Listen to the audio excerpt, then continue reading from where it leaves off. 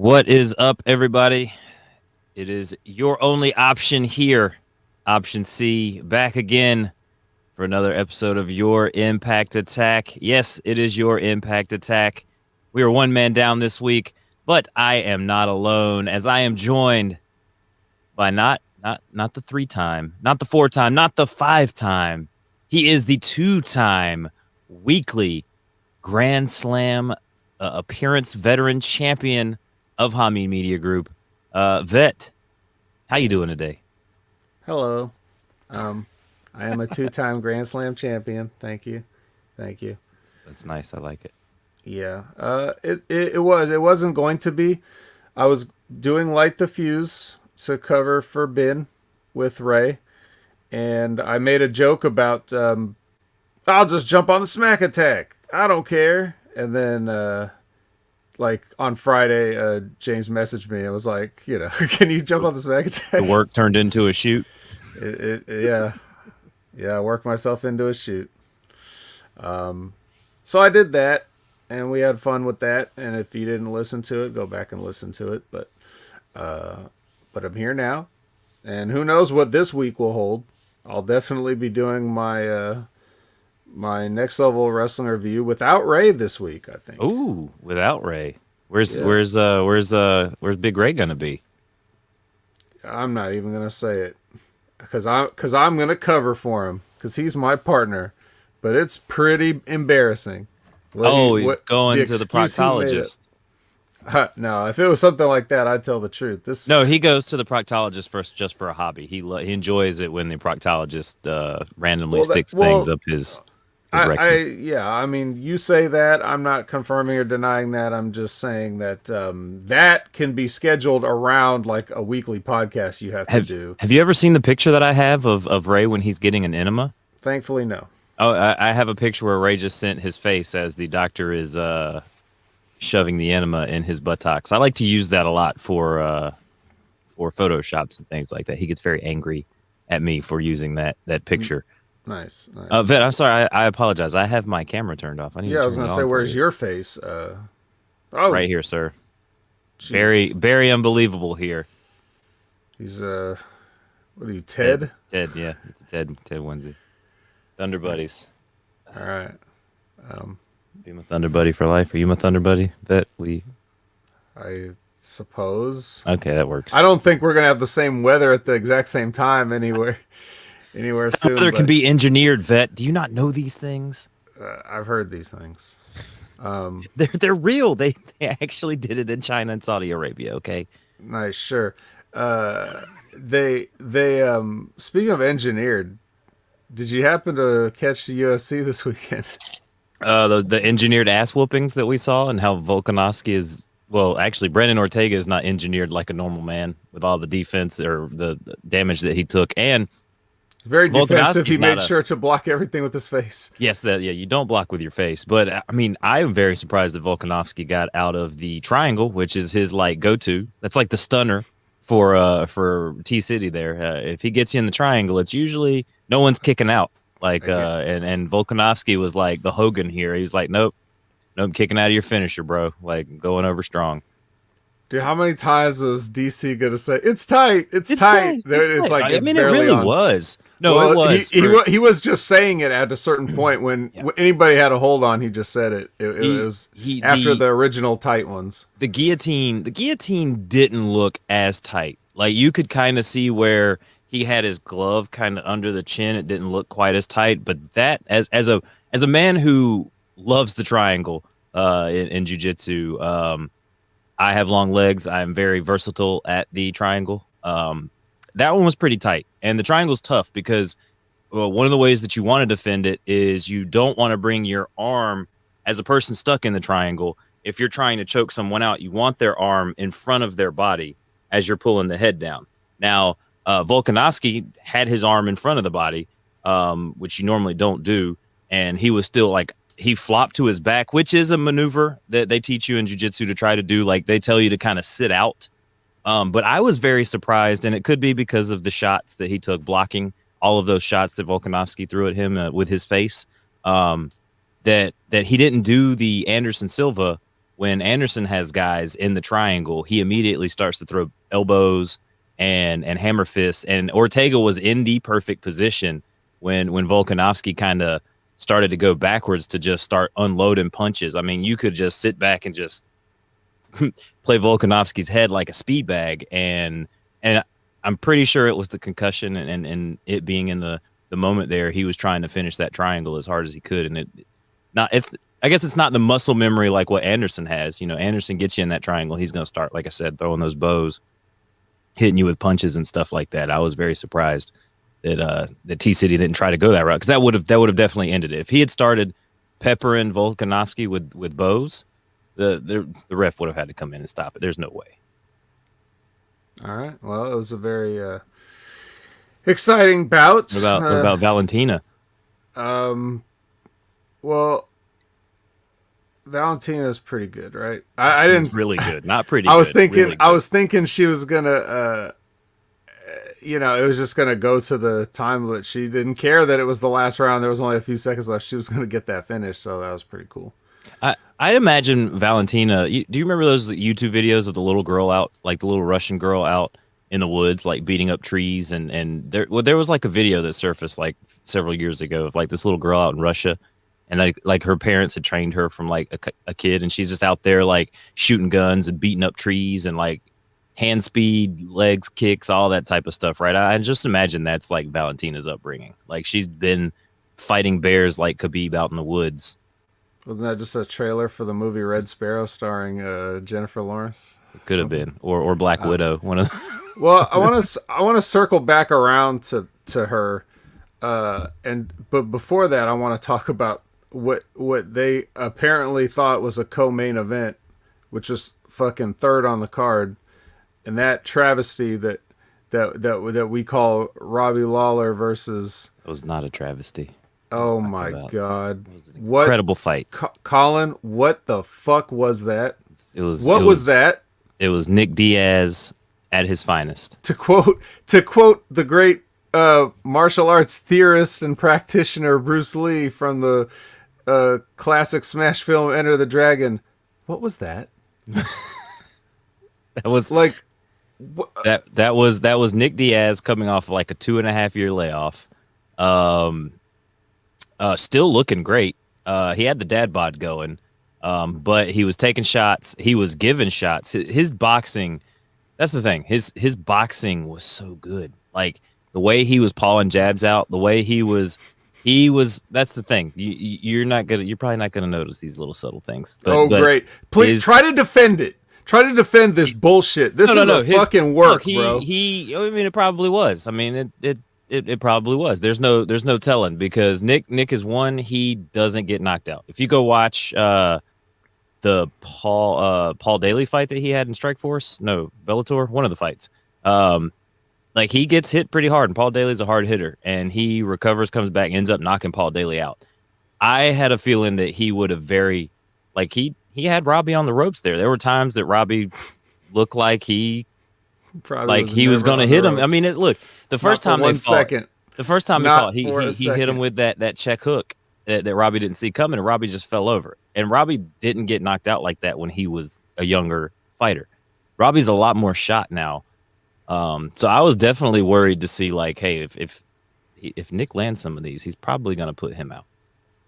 He didn't land any of them. He brushed him lightly with his hands enough times that he got a little redness on the nose area and stuff like that. But there was no. I don't know what that was. One of the most embarrassing things. And then you have to have those guys on commentary try to cover for the fact that this guy looks like he was just rousted from his home in the alley and paid in food to fight this guy. It was. I mean, that was embarrassing. How dare you? And why did that get 5 rounds? His brother. This man sci-fighted his brother in his mom's damn house. Why did this get 5 rounds? Oh, I don't know why this got 5 rounds. I have no fucking clue. That was weird, because I've never seen a fight that low on the card get 5 rounds. I think they can work it out with the commission. Okay. That they can make certain fights like special fights. Right. I don't know Well, why and this one was 5. There was no reason for yeah, this one to I be. don't know either, but I know that if Valentina Shevchenko was in there with Nick Diaz, she would have finished him faster than Robbie Lawler did. Probably, yeah. I could have seen that. Yeah, she would have. She would have whooped his ass. Yeah. Any other fights on the card that you want to talk about?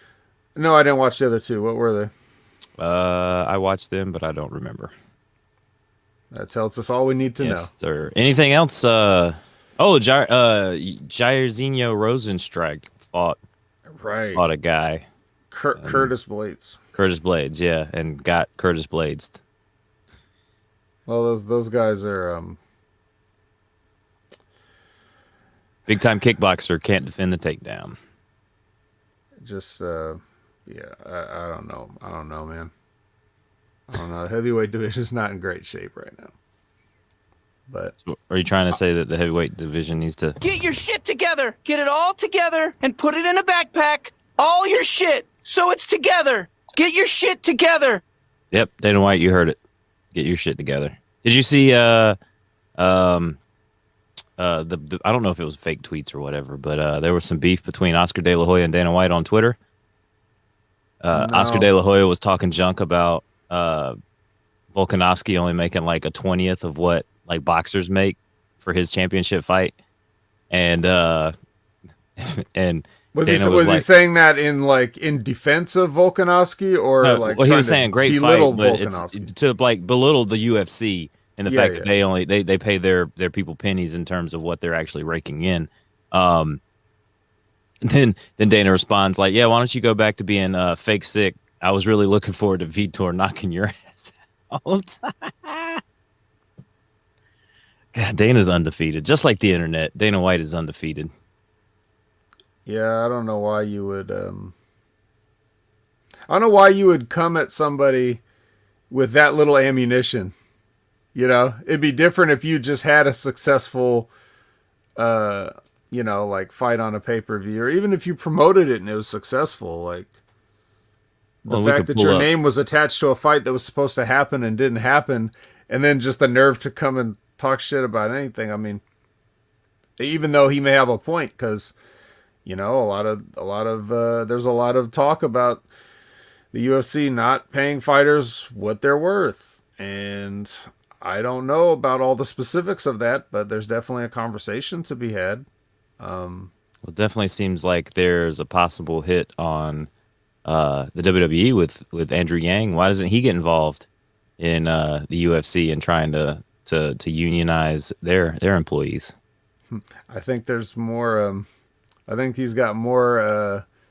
That has more legs than going after pro wrestling. To be honest, I don't know. I mean, it kind of seems like there's a try attack. Like I've seen rumors of Dark Side of the Ring possibly being like a hit piece towards the WWE. So because they're really trying to cover back all this old stuff that a lot of people already knew about, and trying to kind of besmirch some of the things that happened in the WWE. No. I mean, you saw Tommy Dreamer lose his job here at Impact. He Not- lost his job indefinitely on Busted Open Radio. yeah, no great loss. I think that people are. Well, first of all, I find it weird that people have decided to wait until season 3.5 before they try to get upset about Dark Side of the Ring. That's called I mean- fake outrage, by the way. That's fake outrage because they literally did a cartoon about the plane ride from hell that people loved and watched and was like, "Oh my god, story time's so great! Oh my Well, gosh, nobody the Ric watched Flair it. episode was Nobody so watched great." it. It was nobody watches anything. But They were I mean, watching the Edge and Christian show. they weren't watching it. Oh, Nobody okay. watched that. I watched it, but I did too. I just had to make sure that it was as bad as I thought it was going to be, and it was.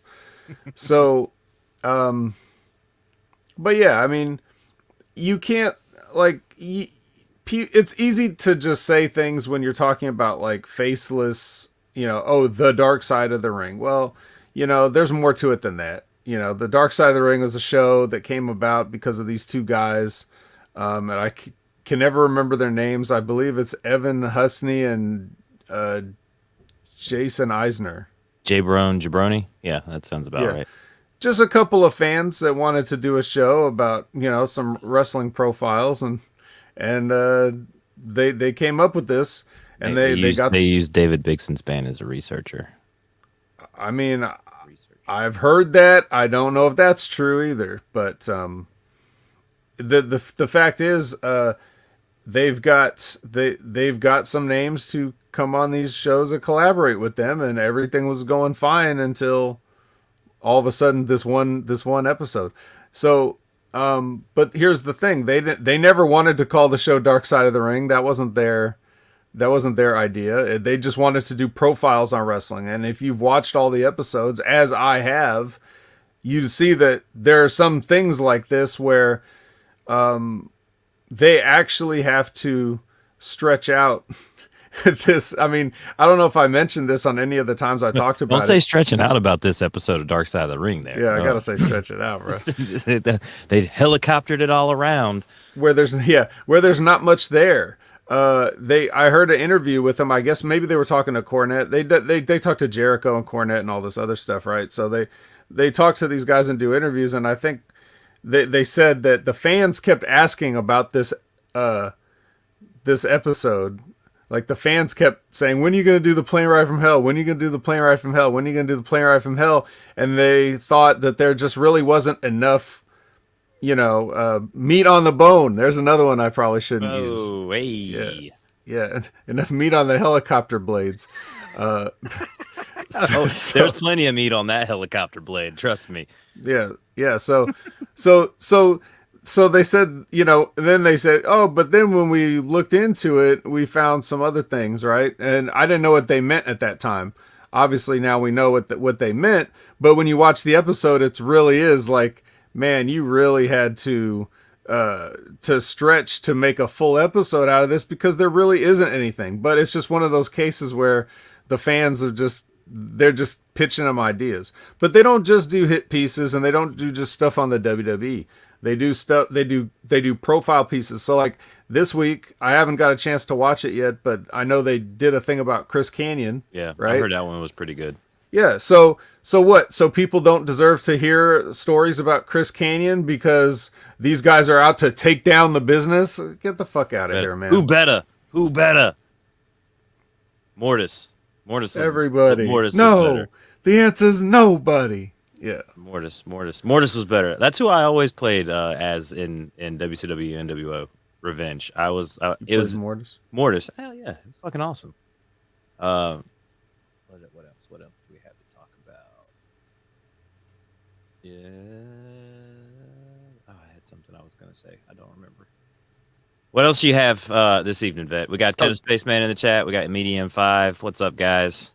Yeah, Sonic will find his way in here soon. We were just vamping to wait for them to join the show, but now that they're here, I guess now that you're here, we can start. All right. Welcome to your Impact Attack. Yeah. I am your only option. Option C. Yeah. Option M. Actually, the only option is option M, and that stands for Moose, as you all know. Impact, you guys know the deal. Impact definitely did not exercise their option M on this fucking episode. Let's let's spoil that right off the top. They exercised their option E, double E. Yeah. So I don't know, man. What do you say? What do you say? You want to get into it now? I mean, yeah, I think so. I think we can probably go on ahead and hop into it, because I don't think we have anything else. I mean, you have been entertaining the millions of listeners here on Hameen Media Group this week with all your many appearances. So I think we probably should. We had super tired. I mean, you've got that fan on full blast. I don't. It's not on at all. At least it's late at night, and it's not like 200 degrees in California right now. That's true. It's just now at the end of September, starting to become seasonably cool in the nighttime. So. Canada Spaceman, I will always pull up the results for you. If you go to Cage Side Seats, Impact Wrestling, you can read the same recap that I'm going to read from our good friend Manolo Has Pizzazz. He's very pizzazzy. Canada Spaceman has the match results, and he will post them here in the chat. Yeah, you'll get those. when we take too long to get to the next point. We talked about the Impact pay-per-view last week. You can go back to the live section on YouTube here to find the episode from last week. I don't know if it got posted on Patreon. It might have. Yeah, but you're gonna want a video. Oh wow! of At us least it's not handsome 49. men. Ooh. Well, I Yeah, like that would that. suck. That would suck. I like it cold though. 49's great. It is a little hot in this this onesie I've got. So No, that's your own fault. yeah, that is kind of my fault. can blame I yourself do for this that. for the fans, Vet. I do the gimmicks for the fans. It's not for me. So I will suffer through this crap. You should I- green screen yourself a Ted outfit instead, so you don't have to actually sweat in it. I used to have this Snapchat filter thing that Big Ray and I, when we did the ridiculously random podcast, some of the other shows, I could be a potato. That's where me and Ray got our best buds gimmick. We're best buds. I was a Right. banana one day. Like he wore a yellow shirt, and so I found a banana, and I was a banana. Nice. We interviewed Candy Corn. Candy Corn's very evil. Candy corn the candy. Yeah. We interviewed Candy Corn the candy, and he's very evil. Did you interview a bag or an individual piece? No, an actual individual piece of Okay. candy corn. So do you think that he is he out to take the whole candy business down? Like you don't think this was just one bad candy corn in a bag? Look, he will come to my house and he will kill me if I say anything, okay? I just don't let Candy Corn know I was talking to you, okay? Right. All right. What's up, Sonic? Sonic's in the chat, ladies and gentlemen. Now we can really start. Now we the can really Sonic let's thing. get on in this. We've been waiting. Let's do this. You are now ready to enter your impact zone here on the Impact Attack. Our first match of the evening, after the little recap and the packages and all that stuff, where we saw Christian beat Ace Austin, and all that stuff. Chocolate candy corn. You can go on ahead and get the fuck out of here with your chocolate candy corn self. Just kidding, Medium 5. Stay. We need the views. It's lonely here with the vet if you're not here. Hey. But we open up the evening not with Decay, surprisingly enough. But we get oh crap, I hate that his stuff's all backwards now. D'Lo and Matt Striker on commentary. We've got Scott D'Amore opening the show, asking Josh Alexander to the ring, telling him that he has exercised option C, which means that he has to give up his X Division title to be able to take on Christian Cage for the and this has to be a rib that like D'Lo couldn't have said this with a straight face. The most important prize in all of professional wrestling, the Impact World Championship. I had a hearty laugh when I heard D'Lo say that as Christian was coming out. But I think you know what button to hit. Yep. Yep. I got you. Wait, let me try that again. So when D'Lo actually said that that the Impact World Champion was the most prestigious title in all of the sport, Then you shouldn't have said it. yes, you're right, Tony. He should not have said that because that is even This is bull crap. Kanye's from tonight. it still won't be the greatest title in professional wrestling. Oh man. But Josh Alexander is ready and willing to take on Christian Cage, but Ace Austin comes out to interrupt the fun and tell him that, hey, if I was X Division champion, I would never give up that title to be world champion. And of course, Josh Alexander's like, yeah, because I took that title from you, so you would have never have been X Division champion. And of course, we get the obligatory Josh Alexander now has to wrestle Ace Austin later on in the evening, but that's not going to be our main event. Vet, what are I have to digress here. What are your thoughts? I know you were on Light the Fuse. What are your thoughts on the first match being the fucking main event of the evening? Can there be more than one main event? Not really. I kind of feel like the main event is the main event, the last match, and I think it should be.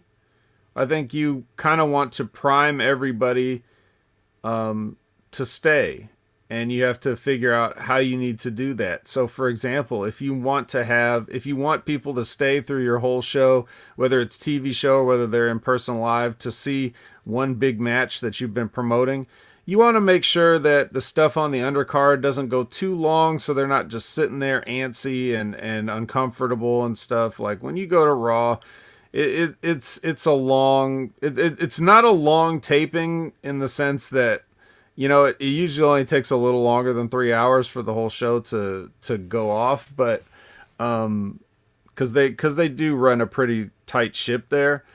But by the end of it, I'm just uncomfortable. You always sit in those seats. They're just not like they're designed to fit a lot of people in there, as many as they can. So like I'm always like I'm not a fat person, but I still have to kind of keep my arms in a little bit because the seats are so thin. They're designed for thin people. It Children reminds or me of basketball when the bad guy character is like, get rid of the handicap seats. They don't pay full price anyway. Like trying to Nice. just shove them all in. Yeah. So, but the point is, you want people to be excited and energetic still for your big main event. I know. Now, one something way that to you were very guarantee that excited they're going to about. be excited and energetic is if you put it on first, right? Yep. But then you got to have something that delivers like toward the end. I thought, for AEW's part, I thought I understood what they did because, as I explained on Light the Fuse, they have had a habit of front loading a lot of their TV shows recently. Like they'll have, look at the episode of Rampage that CM Punk debuted on. They front load the CM Punk debut so that anybody tuning in that's just checking it out or whatever, like they're going to get whatever they came to see right off the bat. They're not have to sit through a bunch of other stuff. And then after CM Punk left, it was like, just the Daniel Garcia and some other random bums, it's like nobody that you'd want to see. And they knew that. So they buried that late in the show. So like, I get that.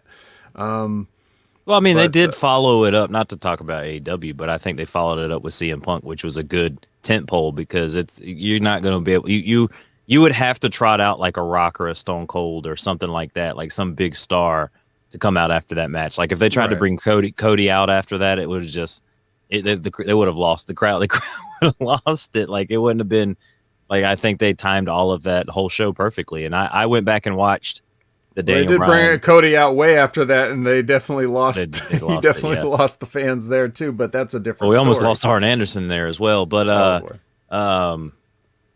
the Daniel Bryan Kenny Omega match was definitely a really good match. Storyline wise, execution wise, psychology wise, like these guys, I mean, two of the best in the ring putting it on. Who now, from your perspective, I don't know if you talked about this on Light the Fuse, but did you guys, who kind of led the dance? Can you really tell from watching the match? They don't really do that anymore. Like they just plan out their stuff in the back and kind of just go do it. And they wanted to do something a little bit different. That's another thing I said was that, like, when they asked me what I thought of the match, they were, Ray thought it was great. Silvio thought it was great. And then they get to me and I'm like, I don't want to be this guy. But I said, look, I watch New Japan, so I see this kind of stuff all the time. These are just two white guys doing it. So it's not that impressive to me. But they did fine. They did a fine facsimile of a Japanese match. I guess if you've never seen one before, I've seen better matches in New Japan just randomly in the G1 here since it's been going on than this match. But that's right. No wonder you're really tired. Look, this guy climaxing all this month for you 31 times. well as showing up on all the shows here at Hameen Media. That is our television champion here, like our workhorse champion. Like you really are you're like our ravishing Rick Rude. You're our I'm trying to think of some great. Well, I'm the Arn Anderson, I think. Really. Yeah, you are. You really are. You have the I'm best. I'm not going to fall off the ring doing a thing that I should have told Cody I'm not doing when he brought it up. But yeah. But as for Impact, before Spaceman posts the results of Impact, this will be Light the Fuse again. So we've got Madman Fulton Austin. I've kind of already talked about that. Now we're backstage. Willie Mack asserted his desire to go after that vacant X Division title.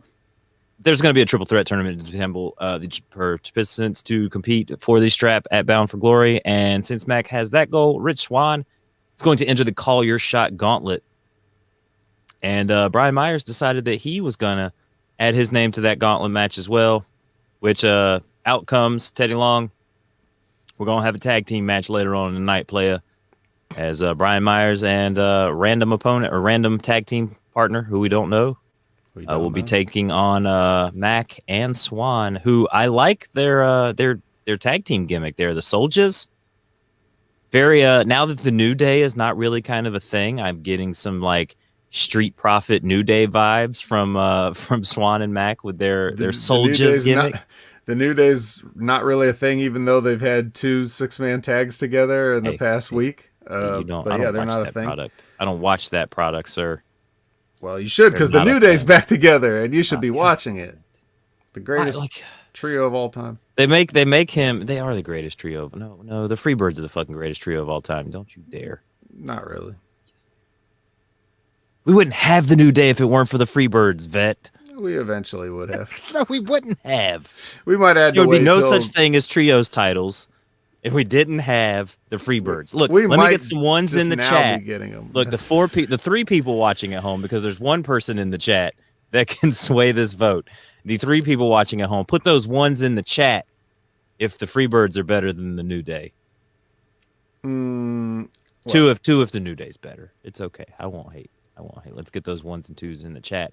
Well, let's talk about these guys instead. Well, I was going to say, let's get to your New Japan match. This is a New Japan showcase here, and this was probably the vet's. I'm going to go ahead. I'm going to speak for you on this, vet. This was your favorite match of the night, only because of the person that came in at the end. But instead of jumping the gun, we're going to talk about this match, vet. I thoroughly enjoyed this match. Dude, juice is growing on me like some bad fungus. I love it though. That's the most you can hope for juice to grow on you. That's juice is.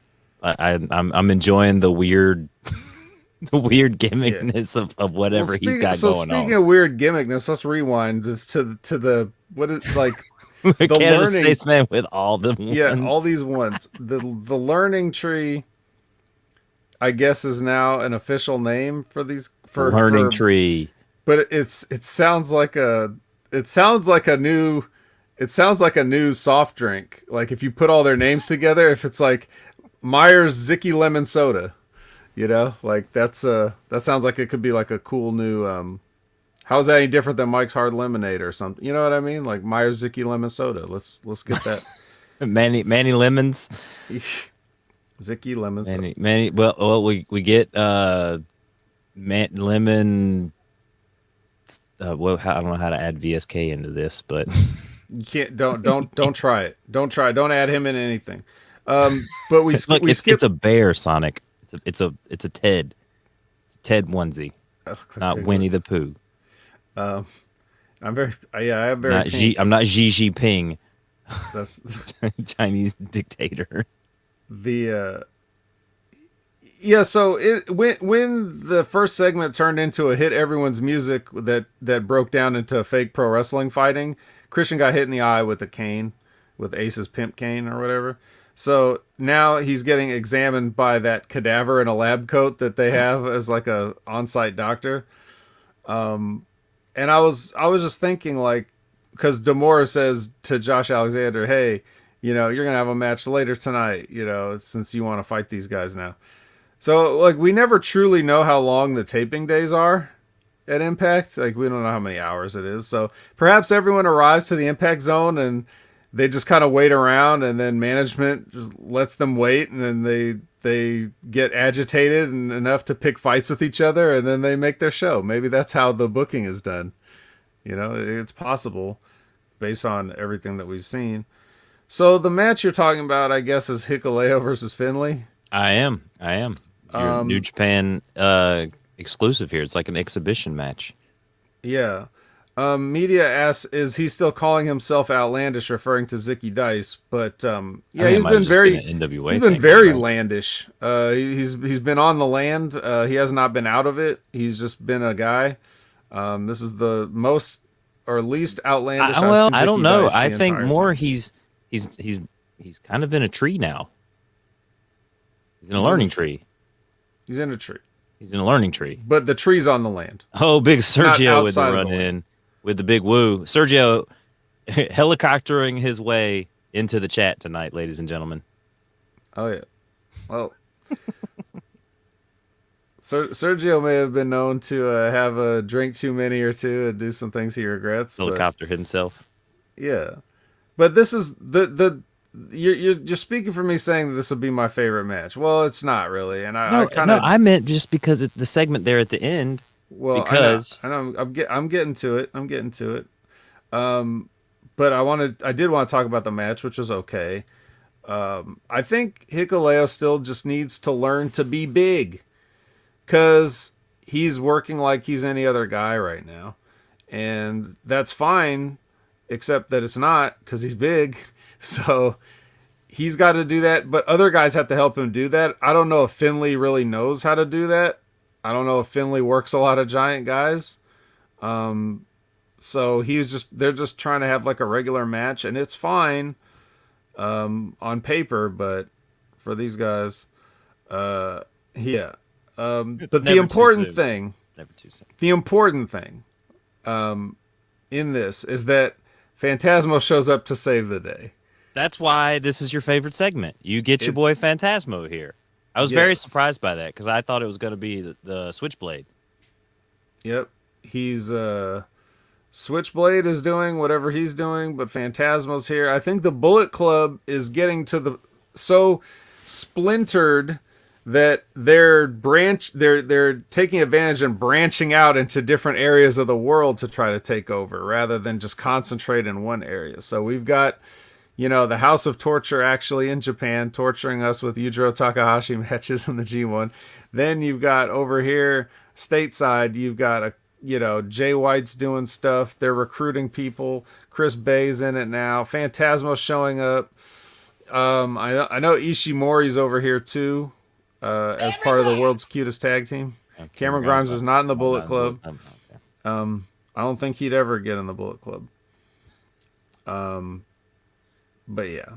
So I was very excited to see Phantasmo, but Well, this seems like it's very similar to what they did in Ring of Honor with Adam Cole.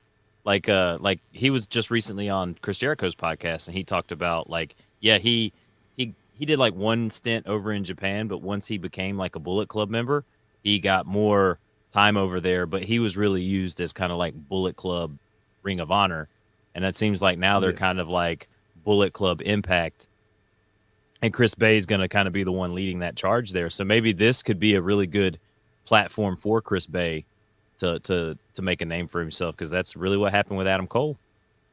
yeah, I don't know if I think Chris Bay is a good addition if they keep him, but I also I don't want them to just add any bum to this list either. So we'll see what happens. But Phantasmo's there, so we can at least enjoy him for like a couple of weeks again. Which what did we get him for, like 2 weeks last time, and Jay White for like 2 weeks, and then 2 or 3 weeks.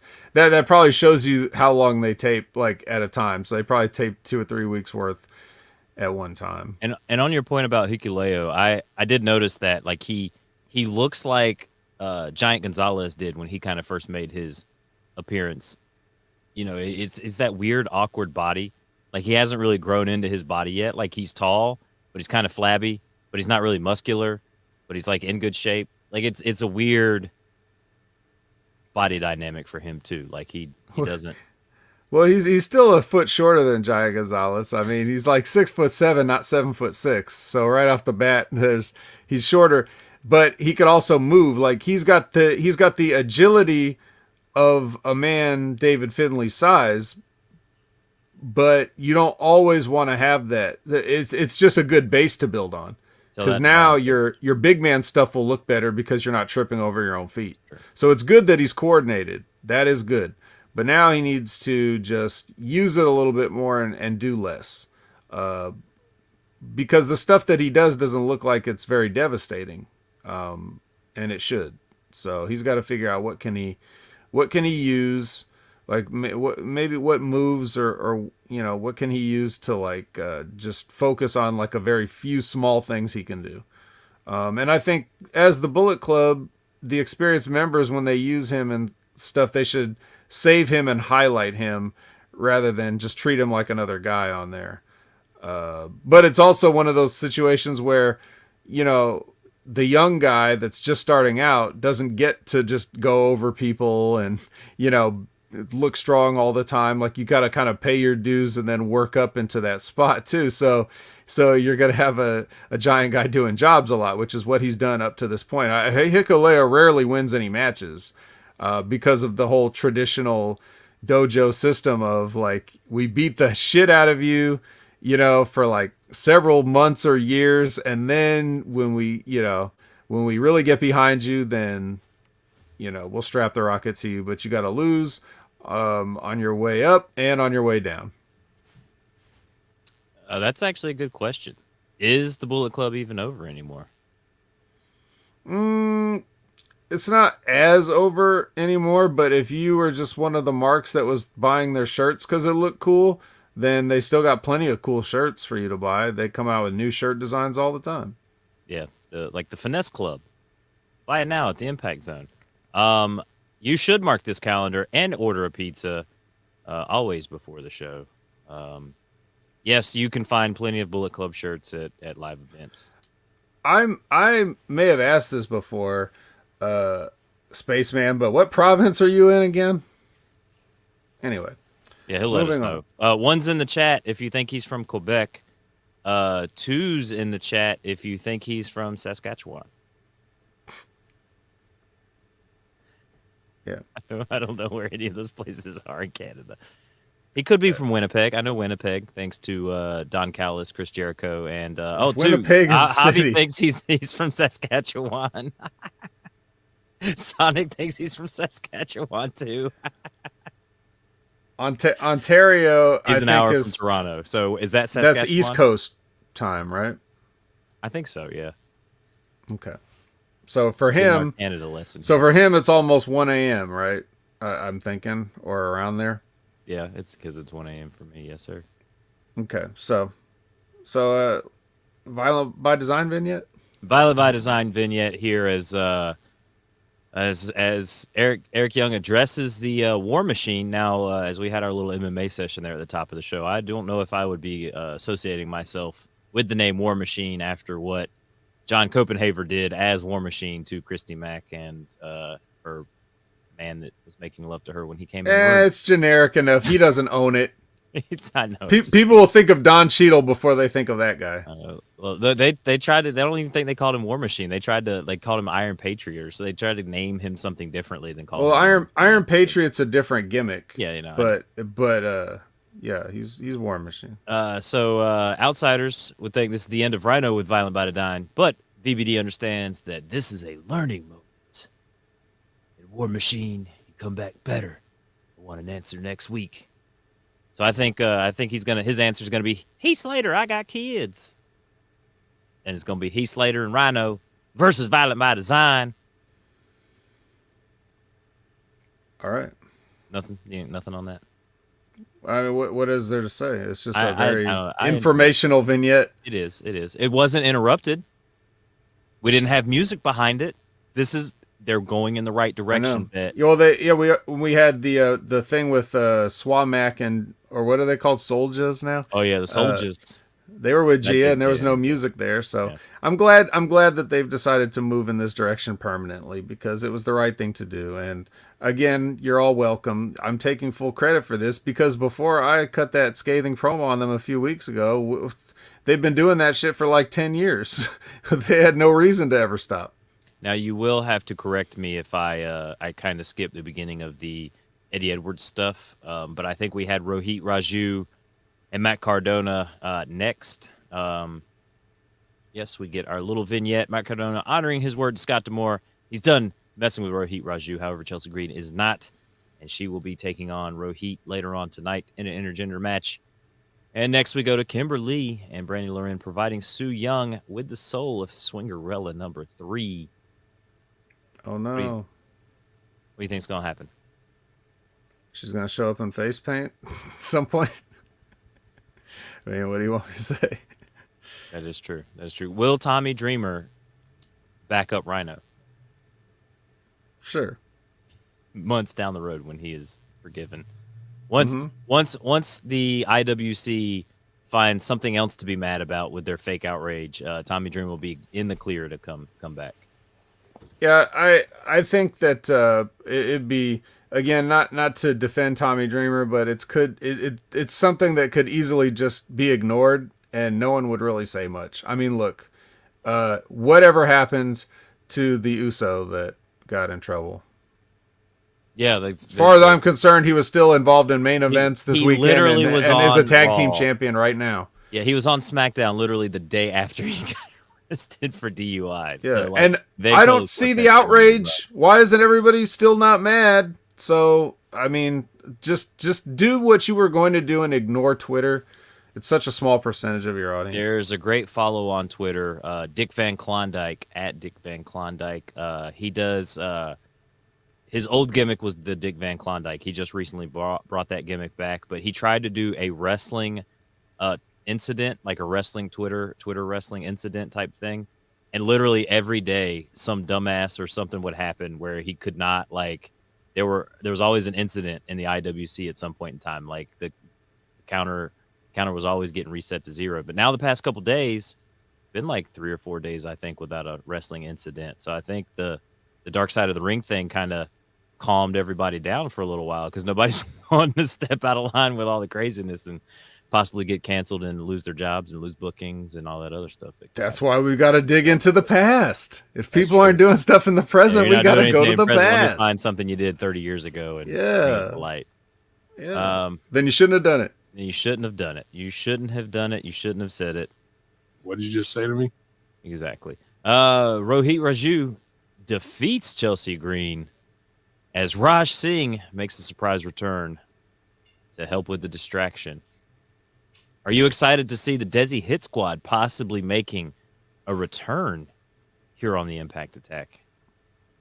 Excited would be a very strong word. Not sure I would use that, but yeah, why not?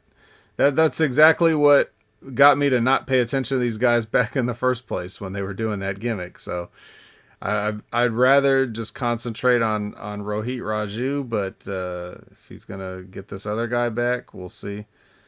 And yeah, so here's an interesting thing. Chelsea has become a hot mess on NWA television. So we know that she's not opposed to doing the gimmick anymore. So do you think we might see it here one day? Or does she prefer to keep her two lives separate? No, I think we'll see it there because she's kind of alluded to the mess, coming back or whatever. Okay. So as for the match, Rohit, well, we've generally praised Mr. Raju. Raju. And he worked this match almost exactly correctly. We So- need to put points on the board for you. Apparently, we're playing Whose Line Is It Anyways, and you just got a point. Oh, cool. Well, I think if you're the Drew Carey of this thing, I should always win, right? Because it Points should be don't rigged fucking in my matter. favor, right? No, I can make myself win. Actually, you know what? Sonic, you win tonight. Oh shit! All right, well, it's not over yet. I got a chance. So anyway, like I was saying, he did a good job working this match. The match itself on paper was not too terribly offensive. And the visual of these two people isn't offensive on the face of it because Chelsea's like pretty she's in there tall with Joe compared to Doring. him. Yeah, it looks similar. We see men of this similar size have these kind of discrepancies here. So, but what I just don't like is the presentation, right? Because I'll explain it. Like intergender wrestling, I feel there can be a place for it, but it should be an attraction. And when I say attraction, I mean it should be an attraction to the degree that you should be able to draw actual money doing it. Like it should, whether that means like, you bring in a celebrity or something or somebody from another combat sport or whatever the case, but it should be built and it should take time. It shouldn't be something that would be done in a couple weeks. It should take like several weeks or maybe months to get people like, are they ever going to do this? Are they ever going to do it? Are they ever going to do it? So when they finally announce it, it's like, oh shit, I got to see that. That's how it should be done. It shouldn't be a throwaway match on your floundering TV show where the whole point of this segment was just to bring Raj Singh back into the picture. Like that was the business of the angle here, not the actual match between a man and a woman. So if you marginalize it and just push it to the side, like, oh yeah, tonight Chelsea Green versus Rohit Raju, yeah, it's gonna happen. Then how are we supposed to feel about it? Especially when we know that he would beat the fuck out of her if it was real. We're just looking at it like rolling our eyes. But if you would have, if I'm in a promotion, if I'm running the promotion, I want to do a intergender thing. It would be a thing where somebody like Chelsea Green, if I'm Scott D'Amore, she'd have to beg me for this fight for weeks. Like, and it would have to she would have to convince me that this needs to happen because we don't do that here. And then it's got to be like inciting incidents where I finally have to bring out all this paperwork and stuff for her to sign, and just all this stuff and like really build it and have Rohit cutting the promos the whole time, getting the heat for it. Like, I shouldn't have to do this. I don't want to do this. You shouldn't make me do this. You can't make me do this. All this stuff it shouldn't just be shotgunned all into like 2 weeks. It should be a big deal. And then when it finally happens, it's like a spectacle. Oh my God, they did it. Like they're really doing it. A man is fighting a woman. Just my 2 cents. Sorry, I lost track there. I had one half of the A show. April Hunter just texted me. We've been talking about China, the vaccine, some different things about the Wu flu here in our group chat. We don't talk about that here on the Impact Attack or anywhere on YouTube. We don't do that anywhere. But when you said China, you were talking about the late China professional wrestler. About China's. Talking about the China. Joni Lauer. That's what we're talking about. We're not Big talking China. about any countries. No countries whatsoever. But and Vaccine is another one of the possible Desi Hit Squad members. It's VSK. I meant to say VSK, not vaccine. I apologize. Yeah. No, Vaccine. He's another Singh brother. He's related to Raj Singh. Yeah. Don't get us kicked off. I have a question. And I'm raising my hand here for the professor. Yes, sir. Dr. Vet. If you're in a match and a woman has a cast on, aren't you just going to grab the cast and beat the shit out of the cast? I mean, Psychology 101, like, shouldn't I just like, oh, she's in a cast, let me just grab it and stomp it and beat the shit out of her wrist and hand and everything? You would think so, but in the deeper layers of psychology, you don't need to do that because she's already a woman in the first place. Like, I don't even need to attack. Sexist, though? Are you being yes, sexist? But if you're a heel, if you're in a heel position, like if the heel is, I try to cancel him though. No, it'd be all right. I try to cancel. You're gonna cancel him for not attacking her broken wrist. Exactly. That's what I'm doing right now. Okay. Cowboy Bob Orton had a cast for 23 years. Mm-hmm. I think he still got one. He's still Did he have hepatitis for 23 years too? Probably. In any case, I see how you could, you would definitely do that to get some heat. But again, we just said this is a throwaway match. It doesn't even mean anything. So what's really the point in doing anything like that? I wouldn't have done it. All right, well, let's keep on going then. If there's no point in talking about the cast, I think you would have. No, there's a point. No, that's a good question. I was saying there's no point for Rohit to make a big deal out of it when he's just going over on her anyway. This match is nothing. It's just to further an angle about bringing Raj Singh back. It's not even about really their match or getting any closure on it. So to tell the story of getting heat on her broken arm, it's a layer that this doesn't need because of how Impact is treating it, I think. And I think Canada Spaceman is also correct. We know he doesn't worry about getting canceled, but no, Canada Spaceman will never worry about getting canceled because he lives in Canada, and your premier can get caught dressing in blackface twice and nothing happens to you. So, I think he's good. Okay.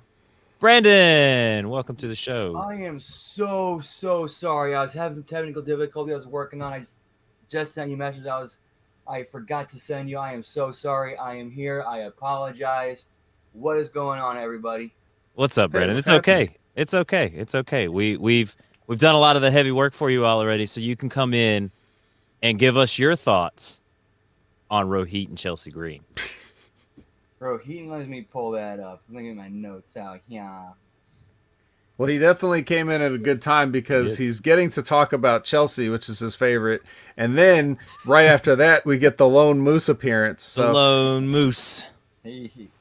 So I mean, that's pretty good.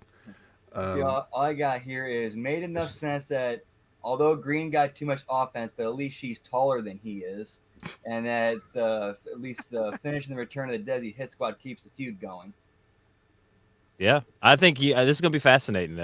Good to hear y'all's differing opinions on the Desi Hit Squad because Vet is not a fan already, and yes, Sonic Brandon joins the battle like a run-in. We got another run-in. See, you can't have the impact. Is he the final character? Is he the final Smash character? Is the final Smash new character unlocked All along?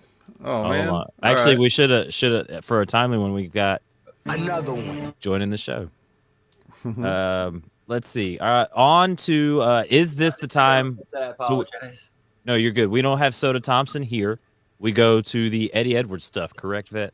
Yes, that's Gotcha. All right, so we've got Eddie Edwards not very happy about Morrissey and Moose attacking his wife, and Sammy Callahan shows up and is like, "Hey, I did things to Alicia, and you made me pay for it, so I'm gonna help you make them pay for it." So he's helping. How He's caring chipping and in. understanding of Sammy. He's chipping in to help pay to dish out some ass whoopings. That's that, and then they go look for asses to whoop. Yeah, yeah. And Directly cameraman, after. follow me, cameraman. We're gonna go ahead and go down the hallway here. We're gonna go down the hallway that way, and we're gonna go find Moose. He's sitting at a table.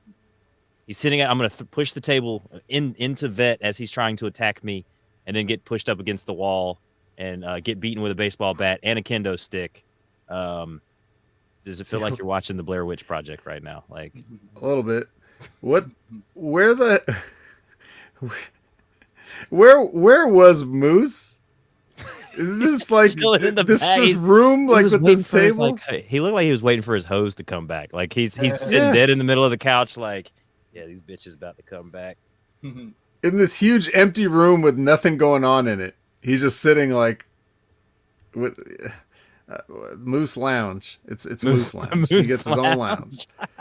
That's basically what it was. The Blair Snitch Project. Wow. And I think, yeah. So, this was our only Moose appearance, and it's like, they create a problematic image of two white men beating and choking a black man here. But it's okay, because it's okay, everyone, because they quickly leave to go beat up and possibly choke another white man. So it's perfectly fine. He was praying. Sonic the Hedgerat in the chat says he was praying. Can't interrupt a man while he's praying, right? You definitely can. guess you can. And they did. You interrupt him with a baseball bat and Kenny the kendo stick. Yep. Here's some Hail Marys for your sins. Yeah. Yeah. So So the first little bit here, we got a little bit of backstage violence, and we're gonna get a street fight later on tonight. yes. So later on, it's not on this episode for a change. Nope. And So- we've got the next match. We've got Brian Myers as welcome is out to battle the soldiers, who are Willie Mack and Rich Swan, and he's out with the Learning Tree. You got Manny Lemons, you got Zicky Dice, you got Soda Thompson, but none of those four men will be joining, or none of those three men will be accompanying Brian Myers to the ring. He's calling out VSK. VSK is back, ladies and gentlemen. I think this is his third time in the Impact Zone. Third or fourth? It's third. Third time in the Impact Zone for VSK. I am not impressed. whatsoever. Well, let's see if Brandon's impressed with my idea from earlier, where I said that they should, instead of the learning tree, they should make it sound like a perhaps a soft drink brand and call them like Myers Zicky Lemon Soda. You think that? How's that? Yeah, I think I I like like it. Oh, now you got to have the VSK in there somehow. No, I don't. I don't. Now this match, Sam Beal trying to save the team and help by pushing Rich Swann off the top turnbuckle, but no, he pushes him in to VSK and gets a weird, like, I thought it was a roll up first. I had to rewind it and watch it again. He just kind of lands on him and they awkwardly pin each other. And Rich Swann and Mac get the win off of Soda's mess up here. So what does that mean for Soda Thompson and Brian Myers in the learning tree? Are we gonna get Brian Myers cutting a promo much like Violent by Design, talking about how Soda Thompson messed up and he has to pay for his transgressions against the group? Cut. Yeah, they have the same gimmick in comedy form and serious form on the same show. They do. They really do. Oh Yeah. my gosh, that's so funny. Any thoughts on this match, gentlemen? Brandon, you first. I mean, I like the opening spot where they did the who was it? They had somebody doing a drop kick. What was it? VSK. And then they did, VSK did the drop kick on and him. then they had the Swan do the better one later. Mm-hmm. So that was Yeah, they cool. definitely put that over on commentary. D'Lo was very shocked by the athleticism of VSK.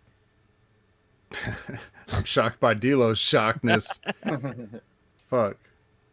VSK. Another one of these guys with the 3-letter names. I got some advice for everybody that wants to have a 3-letter name. Unless the 3 letters are all H, you're not going to be main eventing any major wrestling shows in the future. So Hollywood you might want to Hulk think of a cool guy. Yes, exactly.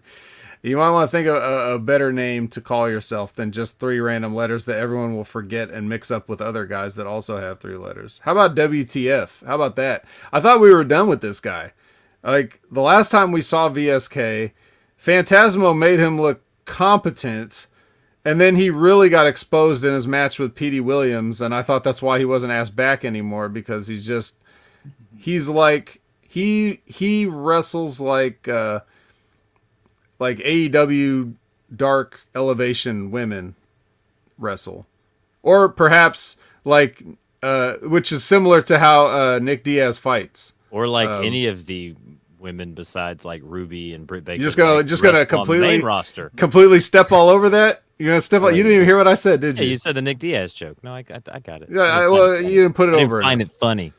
I think it's pretty damn funny, especially if you I saw did that. not find it funny. Anybody that saw that Nick Diaz fight, if you didn't think of AEW women like Anna Jay and stuff trading forearms with somebody, it didn't look quite as violent as the women, but he's working hard. Okay, he I don't hasn't fought in a appreciate while. you talking about the GOAT Nick Diaz like that. Okay, You should have stepped in there with him and finished him, Colin.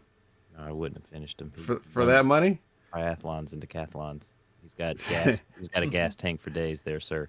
Well, anyway, if VSK is the kind of talent that Create a Pro turns out, then I give my full-throated endorsement to any other wrestling school.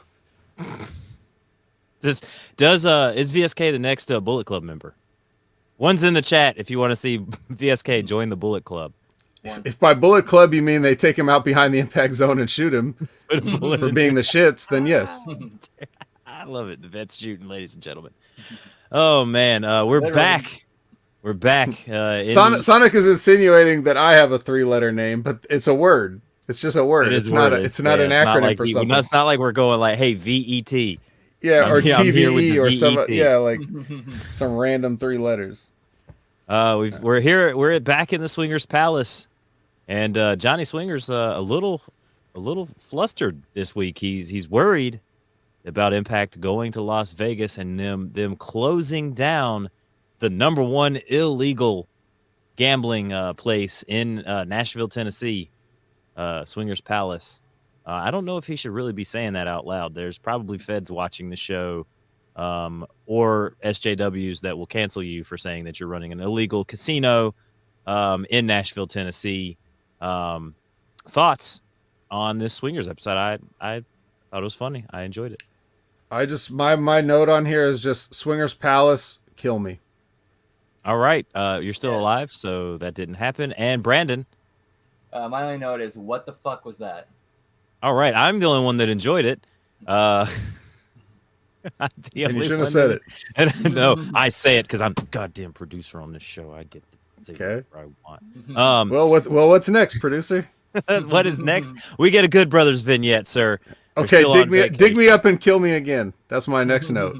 We're here for the how many chin locks during this Good Brothers segment, Vet. It was one. We were in it. We were all in it as viewers the whole time. This segment was a chin man. lock. It is a virtual chin lock. There's the next segment that we have is someone that I would love to put me in a chin lock. It's hardcore country herself, Mickey James, coming out to the ring, and we get an interrupted promo here as the virtuoso decides to come out to confront. Well, she was Mickey called out, in James. fairness. Yes, she was. She was. Why do you have to destroy that hyperbole that I'm trying to create here, Vet? All you do is destroy. People while I deserve try to the truth. build. People deserve the truth. While I try to build here, they don't deserve the truth. Mainstream media lies to them every day, and so does the government. They don't want the truth, Vet. You know better than that. Yeah, I don't have anything on this segment. I just I had to just fast wrote, forward it to I get just- to the end. I just wrote Mickey James, bring me back to life. I'll deal with Nick Aldis. She's looking very Sheryl Crow-ish. Like she's reached like when Sheryl Crow was like peak hotness. I feel like that's where like Mickey James is right now, like at that peak like Sheryl Crow hotness. Well, they showed after this, they showed the flashback to an Impact from May 23rd, 2013, where she won the belt from, I think it looked like Velvet Sky in there. And I think Mickey looked better now than she did 8 years ago. So, but, Like a fine wine. Yeah, oh, definitely like a fine wine. Any thoughts on this segment, guys, before we move on? I just thought the reasoning for her not wanting to face Mickey was original. I thought not like that, so that was different. yeah, this was fine. It just turned into a Scott D'Amore promo and some more violence with security breaking it up, which we'll address in a second here. Yeah, it's been Did I a ever theme tell for did I ever tell you my Mickey James story? Have I ever told that on the show before? No, you have not told us your Mickey James story. One of the first We would people love I to hear met it. when I went to OVW. So my first day, and I go in there, and there's all kinds of people that were there for whatever reason that I didn't expect to be there. Like the Dudley Boys and Lance Storm, and just like all kinds of these WWE guys were there. Now, and I don't know. What was the like inner vet marking out? Because I know you don't sell for anything, so you weren't showing it on your face. But Well, were I you wasn't kind the of vet marking yet. out I on was just wide-eyed, naive. the vet lived inside of you. Okay. So I didn't sell it outwardly, but I was in my mind like, why are these are a lot of people here, and so she was I knew her as Alexis Lurie. I'd seen her before, and she. Hey, Bellboy. Good. Mickey James goes to vet. Hey, bellboy, get me a pillow. Yes, Canada Spaceman. She was probably like, "What's that young boy doing over there? Make him get me a pillow."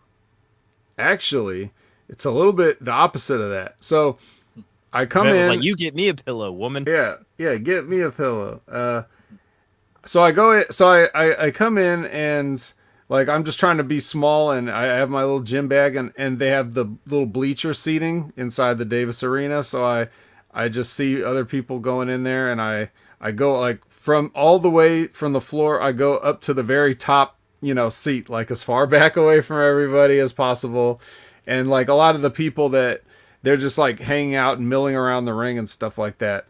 And so Mickey sees me from the floor. She's down by the ring, and she sees me. She's talking to somebody, and then she looks up and sees me, and then she walks all the way up the stairs, and goes to shake my hand. She's like, "Hi, I'm Mickey," and I was like, Ooh. da, da, da, da, da. Yeah. and so I was just like, you speak the same. You have the same accent like Nick Aldis. that's right. That's exactly right. So I was like, okay, cool. I'm gonna get in trouble here, so I'll just, be very basic and polite. But she definitely had that kind of like, why did she say it like that? Like why did she just say, hi, I'm Mickey? Why'd she say it all, hi, I'm Mickey, with the thing, with the face? I was like, oh man, I don't want to get in trouble on my first day. Man, my first day. My First day. The teacher's hitting on me first day. Oh. Similar thing happened with Maurice, where I was just making small talk since she was standing there, and this was like after she had not been selected as a finalist for the Diva Search, but they wanted to sign her anyway, and they sent her to do some training and stuff, and since she just arrived there, and the place is like a revolving door for talents and stuff, I was like, so how long are you gonna be here? She was like, why? I was like, not like that. Not like that, Miss Maurice. I'm just asking. Could have been like that, Vet. You never know. You gotta. I know. You I miss could have been 100% of the the shots miss. you don't take, Vet. It could have been Vet and Misses, right now. I could be on Dancing with the Stars, but I'm not. I'd rather be here with you guys. Yes. I made the right decision. Or you could have been here with us with Maurice. Yeah. Ratings through the roof. But nope, we're here with our 4 viewers on at 1:00 on a Monday or Tuesday morning here on. I wouldn't trade these 4 for all the Media Group, Maurices in the world, which is one Maurice. which is one Maurice. How many Maurices can I get for Colin and Brandon? 2 Zero. 2 each.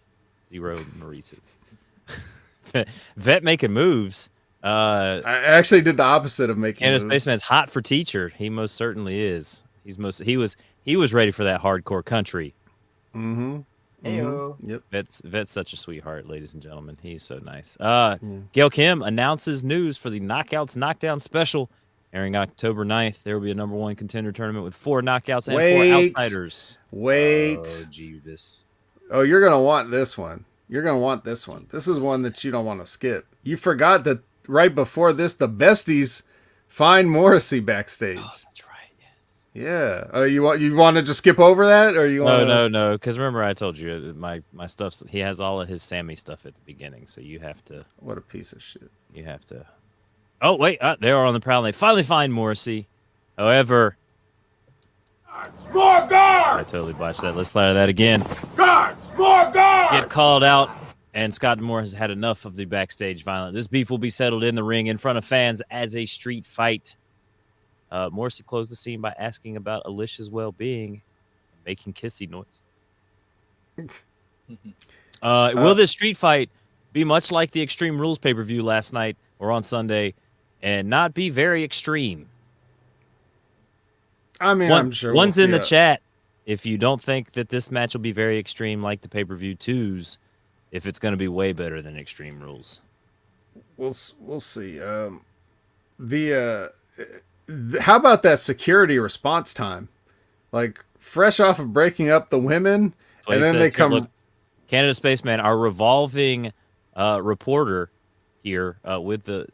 How did Scott get back there so quickly? Or roving reporter? Revolving. He's just continuously just rotates himself. I mean, I could see we've been following them along all night. It would kind of make sense that Scott Moore would have security trailing him, and they finally caught him at the same time they caught Morrissey. Yeah, that's smart. I like that. I like that. Vet.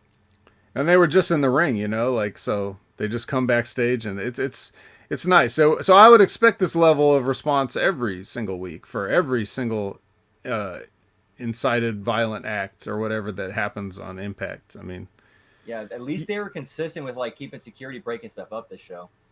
Mm-hmm. Yeah. Do you think Scott D'Amore gives commands to security through his headset? That makes sense. What are they hearing it? I mean, I don't know. Maybe does he say? Guards! Does he ever? More guards! Yes. Does he ever have his headset on? I mean, No, Vet. He never wears his headset when he makes matches. When he does anything on the show, you got to take the headset off. You can't. Yeah.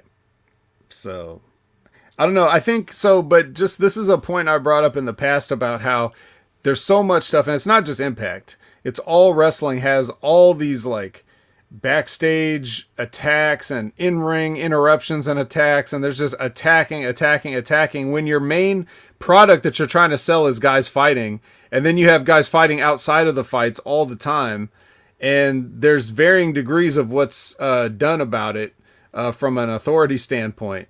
So if they had security come out every single time guys got into a skirmish, they would see how dumb that looks, and they would see how repetitive it is, and how annoying it is to try to get that many guys to do these pull-aparts and stuff like 10 times a show, and then they'd probably stop booking, the backstage violence so much, which they need to do. That is true. Well, they need to just stop with the interruptions so much. Just stop Impact. Just no Yeah, more I mean, interruptions, they're no trying to more- make the show exciting, but it's making it boring because you just expect it. You expect when somebody's doing a promo that someone's just going to walk up, and you expect that, after a match someone's going to hit the ring. It's just, and we'll talk about that in the main event too, but yeah. So, but kudos to the security for being on the ball this week. Sorry, I'm trying to kind of roasting you in the chat bit. I apologize there. Fine. So we've got the Street Fight 7-footer and Moose getting their hands on whatever they need to get their hands on. Myers is okay. Now I got to scroll back down to wherever I was at. I hope Moose beats the fuck out of those guys. Yes, That's what I hope. And Morrissey can help if he wants. Yes, But mostly Moose. How dare you treat are Moose like that? Shoving a table into him and choking him like this is fucking do the right thing or something. he tried to ruin his suit. Did you see that suit that he had? That was a nice suit. The best dressed man in all of Impact Wrestling is Moose. So we've got Gail Kim announcing the Knockouts Knockdown special airing October 9th. It's going to be a number one contenders tournament. Decay Does she get interrupted, Colin? She did get interrupted, just Oh. like you interrupted me. The Influence requested that spot, but Kim had already had Jordan Grace and Rachel Ellering to speak to her about it. Kim decided to make the tag match next week with the winner earning that title shot. So I'm pretty sure the Influence is going to go over here and get their shots at Decay. And we've got an X Division number one contender triple threat tournament begins next week with Laredo Kid versus Trey Miguel versus Alex Zane. Any predictions on who's going to win that match? I have a feeling it could possibly be Trey Miguel. That would make sense. It looks like they're doing something with him, building him. Vet, you think the same thing? Who is it again? Trey Miguel, Alex Zane, and who? Laredo Kid. Yeah, sure. One of them. Oh man. So let's see. Vet, would you have asked Maurice or Mickey James back to your house to practice some flat back bumps or work on their drop downs? No, because even at that point, I still knew enough. I still knew better than to get involved with contracted talent. Good man, smart man. And we're here, our main event of the evening, ladies and gentlemen. We've got Josh Alexander taking on Ace Austin, and Alexander rallies with the powerbomb backbreaker and the double underhook pile driver to win this match. Now, I think the foreshadowing of this man winning the world championship at Impact was set long ago when he cut that promo in the back of it, where he claimed that he was the workhorse, the GOAT, kind of Impact, because they let Kenny Omega take their title away from them, and he was kind of like the workhorse champ. And I seriously think that Scott D'Amore is keeping those Canadian ties and gonna strap Josh Alexander with the title and make him the face of Impact Wrestling, and not Moose. They didn't go with option M; they go with option A. He's He's not Josh Canadian. Alexander. Moose isn't. Even though there are Moose in Canada, this particular one is not Canadian. So he's an American Moose. So they don't want it. So if we trace the lineage back, we've got Christian Cage, a Canadian. We've got Kenny Omega, a Canadian. And Rich Swann looks like a homeless Canadian. yeah. So I mean, I think we're gonna keep it in the Canadian family here with Josh Alexander, or just leave it on Christian, and then, but then who else, right? But So who else? Yeah. you don't know what they're thinking. They don't have the balls to try anything new. Just like the WWE didn't have the balls to put the belt on Finn Balor. Did they really make the Demon lose? They did. Of course, In the the first stupidest loss way of the Demon possible. would be to fucking Roman Reigns. Of course. Yeah, which isn't normally bad, but this was the perfect opportunity to get it off with excuses. You know, excuses built in, and they're going to have a match with Roman and Brock at the Crown Jewel thing, and to have a title mixed up in that. Now you got to figure out a way not to have the title change hands there or whatever. You know what I mean? So it would have been better to have Finn Balor, and I mentioned all this on the Smack Attack, which you can go back and listen to in the VOD. But you could have got the belt on Finn Balor, made the people happy. No one else is going to beat Roman Reigns. Nobody's going to beat Roman Reigns. So, like, you don't even have anybody else. Then you could have had Roman fuck off with Brock for a little while. You could have put Finn Balor with somebody else until Brock is ready to come back and take it or whatever, or Roman wants to take it back or whatever. But you could have just had a couple months there where Finn Balor had the belt and let Roman do something else, and you know what I mean? But they didn't do that. Well, not And now not to I don't go- know when they're ever going to beat him and have it make sense. Not to go on this WWE thing, because we talked about AEW a little bit at the top of the show, but No, let's do They- it. Let's talk about they- every promotion. they fucked up having Bray Wyatt go over just regular Finn Balor, and then never trying to get the Demon to go against the actual Fiend character, which was what everybody would have wanted. Which they drop the ball on that stuff all the time. Why should I be mad? They've got Brock Lesnar and Bobby Lashley, and they're keeping them as far fucking apart from each other as they possibly can for numerous years. They could have capitalized off of both of them when they were in MMA and from their MMA stuff. Let's see. Just how is Finn Balor not saying no? Like no, I'm not gonna go out there and like lose this person, like the Demon character. Like I'm not losing to Roman Reigns because well, no, but I mean, even protecting his character though as the Demon, like that was like you said, it was a terrible finish. Like no, like what happened to the guys that used to stand up to Vince in the back and be like, yeah, no, I'm not doing that. well, unlike those guys, Finn Balor's a total professional, so he's doing and the other whatever one was he's. the person that used to say no is fucking Stone Cold Steve Austin. Yeah, and people called him unprofessional when he did it. They said how many times did you have to hear the phrase "he took his ball and went home"? Yo, Like, that I'm was so the tired that of was the hearing that. Brock Lesnar thing, but Doesn't he would matter.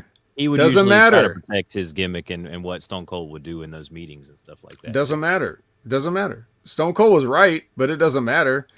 When there's a segment of people who Wait, if did you say Stone Cold was right? About that? Yeah. Then you shouldn't have said it. No, I'm getting to a point here. If there's a certain segment of the population that's going to say that anything you do, if you don't do what you're told to do, that you're being unprofessional, even if you're correct in saying what you're doing or you're standing up for something bigger, people are still going to call you unprofessional. There's people that took the WWE side in that Stone Cold Steve Austin thing. Just like there's people that take the sides of the WWE when it comes to wrestlers that leave and go to AEW, and they're like, oh, you couldn't get over in WWE or shit like that. Like, you know, there's always going to be those segment of morons who don't really know how the world works. But Finn Balor, but you also can't say, if Stone Cold Steve Austin would have went in and did exactly what they asked him to do, nobody would have questioned his professionalism. They would have just said, I don't know why the WWE did that. You put the heat on them for having the stupid creative. So Finn Balor says, oh, you want to do this? Okay, yes, sir. And how can I make it the best possible? And then everybody's shitting on them, not on him. They're shitting on the WWE. Nobody's shitting on Finn Balor right now. So when you're a total pro, like, things work out in the end in your favor anyways. But they should have known better as their professionals to not have put him in that situation when you had a perfect opportunity to, like, you know, you always hear Vince McMahon say some bullshit about let's shake things up, and then they don't shake anything up. They just say that and then nothing happens. So just shake something up once in a while. And this was a perfect time. It could have made sense. They didn't do it. No one's happy about it. They would have rather just seen Roman Reigns go over strong than whatever that gimmick is with the rope breaking and all that. The resurrection bullshit that they did is just turned into a full cartoon. Yeah, that's true. That's true. Do you have any thoughts on the WWE, Brandon? And there's so many missed opportunities and stuff left on the table. Like they could, like, so they got something special with a Demon and Balor that they could, so much different stuff they could do that would leave on the table, and it's just like it's a waste. It's such a waste and a missed opportunity. Yeah, I've always enjoyed Balor's performance art as the Demon and everything, and it's something different. Like you said, shake it up. It's something different. I just hate that they wasted something that was so good. You know, bringing him up to the main roster just to have him fucking job to Roman Reigns. Yeah. Well, I mean, at least at that level, it's not really a job. You know, losing a main event match to the main event guy is not necessarily a job the same way like Moose losing to fucking Chris Sabin. That's a fucking job. So I wouldn't necessarily put on that, but Finn Balor being in the main event, that is where he belongs, and he should stay there just a little bit longer. But now what does he do? So that's the only question with that. Go to AEW. He may eventually do that. But go to can we get the Demon versus Malachi Black? Could. Do you think he'll go back to New Japan? No, I don't think he wants to do that anymore. I don't think he wants to live there. But if New Japan has a big enough expansion, no, he can't do it. He's too big now. He can't go back. He can't go back down to that level. You know, What do you mean? of It's like the third promotion in the world. No, but I mean, I'm talking about like if he was to stay in like the American branch of it. Oh yeah. Yeah, I got you. Yeah, the New Japan America. Yeah, that's even worse than Impact. You don't want to do that. When you get to a certain level, it's hard to go back down. That is true. So, yeah. Well, after Josh Alexander defeated Ace Austin, Ace and Madman start to beat up Alexander, and Christian comes out to make the save. And as Christian and Josh are kind of bickering over helping out each other, Madman and Ace get back on the attack. Then we get some surprise entrance music. Oh my gosh. It is Christopher Daniels, ladies and gentlemen. What is Christopher Daniels doing in the Impact Zone? It can't be. It can't be Christopher Daniels. Nope, but he's here. The Fallen Angel. And in a post-show scene, we got Scott D'Amore booking Daniels versus Fulton next week. So next week, we've got something to look forward to, guys. We've got Madman Fulton versus Christopher Daniels. I wonder who's going to win that match. I think Fulton's going to do a job. Pay me. One in the chats if you want to see my man Christopher Daniels go over, and 2 in the chats if you think Madman Fulton is gonna go over here. I don't know. Maybe they pull one over on old Christopher Daniels and have Madman Fulton beat him. That'd be different. I've never seen Shake Madman Fulton things win up. a match before. I've just never seen him win a match. That's all. I guess he could start now, but I just haven't seen it. So, Brandon, what did you think of this match with Josh Alexander and Ace? I mean, I think they're doing a nice job building Alexander up as like a main event player and a world title contender. I think I'm looking forward to seeing how well he does it when they do put the belt on him. But I'd like to see be the heel he dropped it to be Moose. That'd be nice.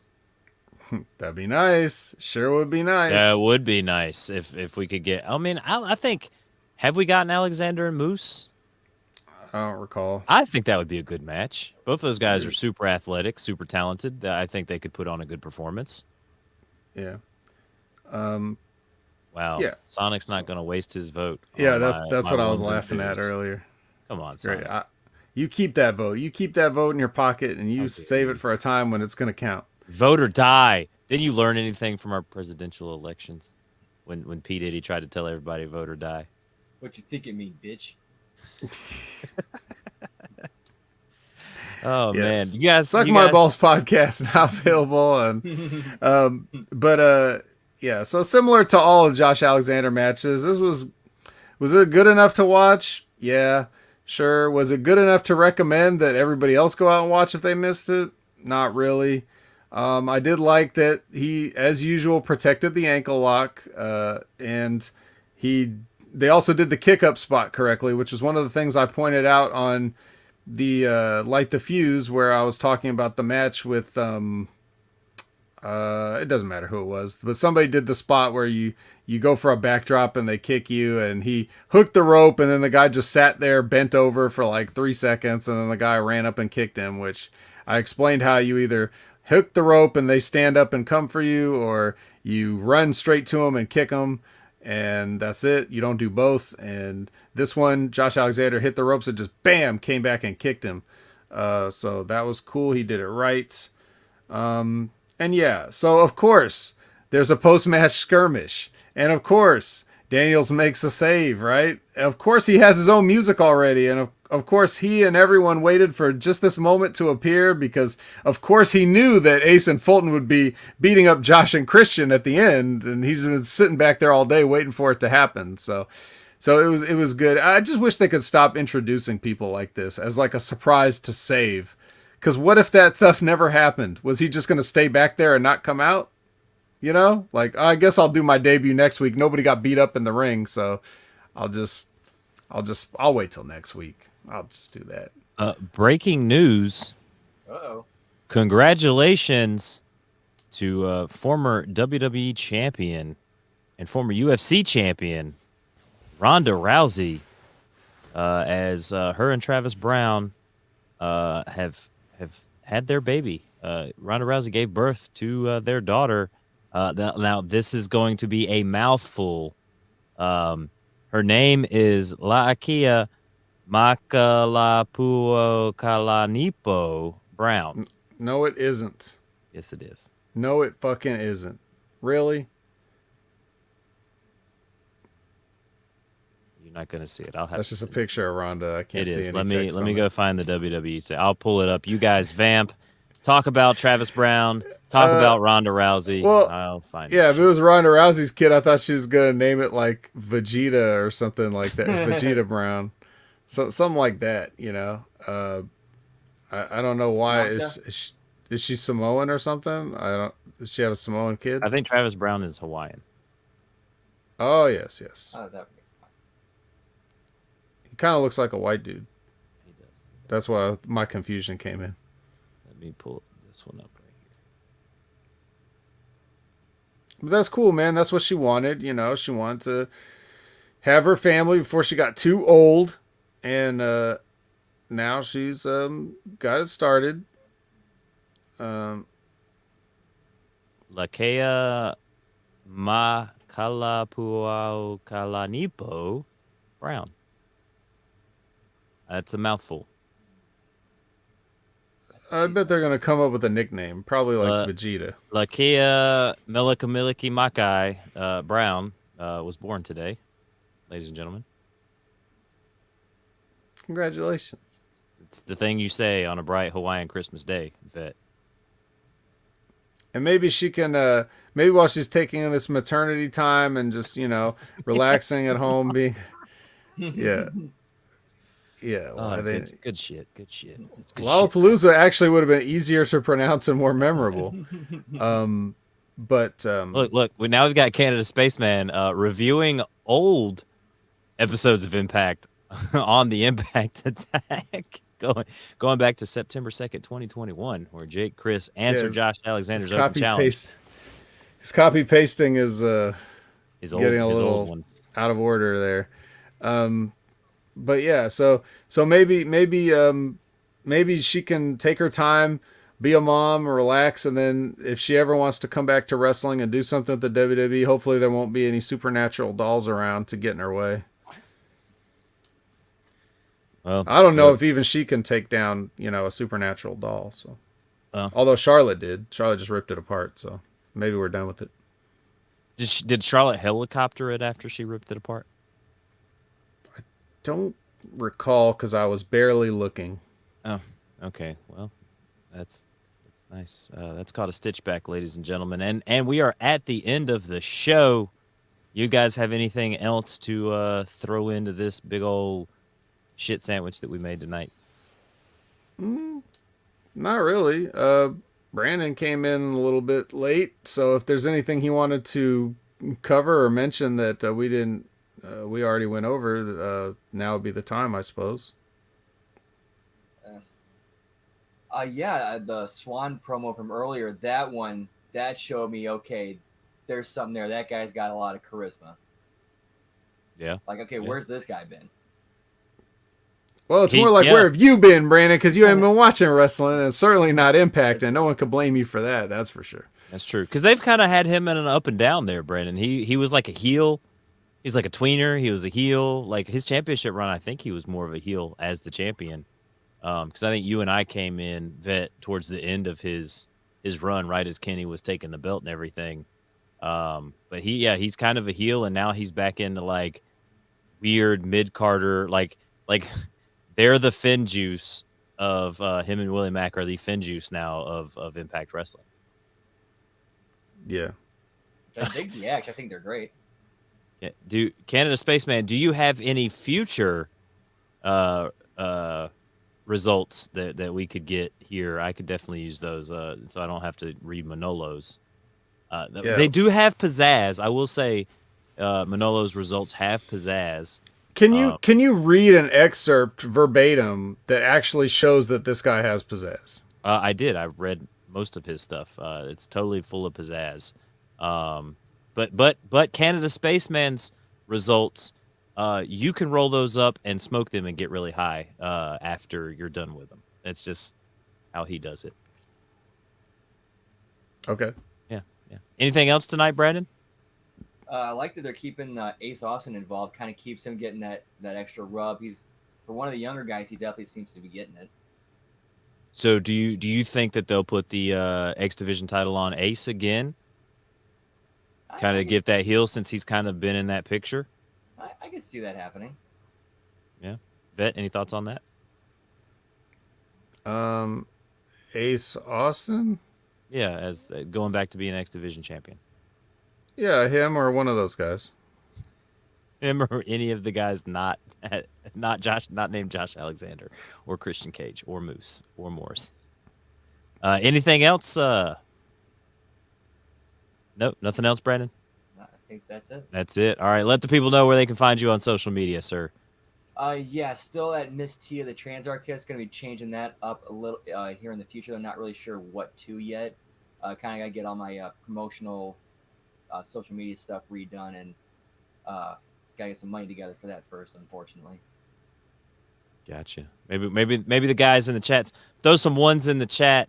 Actually, no, throw some money in the chat. Yeah, throw some $1 bills in the chat. Yeah, don't throw one. Just put ones. Oh, look, he's flashing it. Oh, there he goes. He's giving you some nipple love, ladies and gentlemen. Throw the ones at your television screens, and at your iPods and iPhones and Androids that you're listening to on later. Yep, there he goes. He's twerking for you, ladies and gentlemen. It's totally off screen. We can't see it, but yeah. Yeah. Vet, I was going to save you for last because I'm sure you're going to be like, I've got to do Next Level. I'm going to be on Light the Fuse. I'm going to be on SmackDown. I'm going to be on the Friday Locker Room. I'm going to be on Keeping It 100. I'm going to be on What Culture. I'm going to be on Busted Open because Tommy Dreamer has an opening that I can be on this week. I'm going to be the White House press secretary for a day. Like, you're a very busy man. And so you go on ahead and just run it down. Well, you pretty much covered it, so that's gonna do it for me. No, yes, I have been on every show this past week again, and every review show that is. And I don't think I'll have such a heavy schedule this week coming up. I think it'll just be the Next Level Wrestling review like normal, but with one important difference, that it will be Ben Hameen and myself instead of Ray and myself this week. I like it when the Ayatollah and the Vet connect and hook up. You know, I think Ben's just itching to get back on there. He's been down in Jamaica. Did you see the two gentlemen that he recruited to the Hameen Army? Dude, they can do backflips. I can't do. I don't think anyone of his producers can do a backflip. he found 2 Reggies from WWE, That's and he got them to appear in his promotional video. But yeah, so it's always nice to get to talk with Ben. I have to find plenty of stuff to disagree on to make it entertaining, and but even when we agree, it's pretty entertaining. well, Ben. I'm So sorry you didn't get the View spot. It seems like Sonic is going to be on the View this week and not you. okay, well that's fine. I just didn't have the time. But yeah, so we got that, and then you can go back and watch everything I already did last week if you didn't get a chance to catch with it. A nice show with nice smack attack with James. Nice light the fuse with Silvio's first show that we did, like where we were both on the whole show, and so we got to talk and interact and catch up and stuff like that. So that's a good time.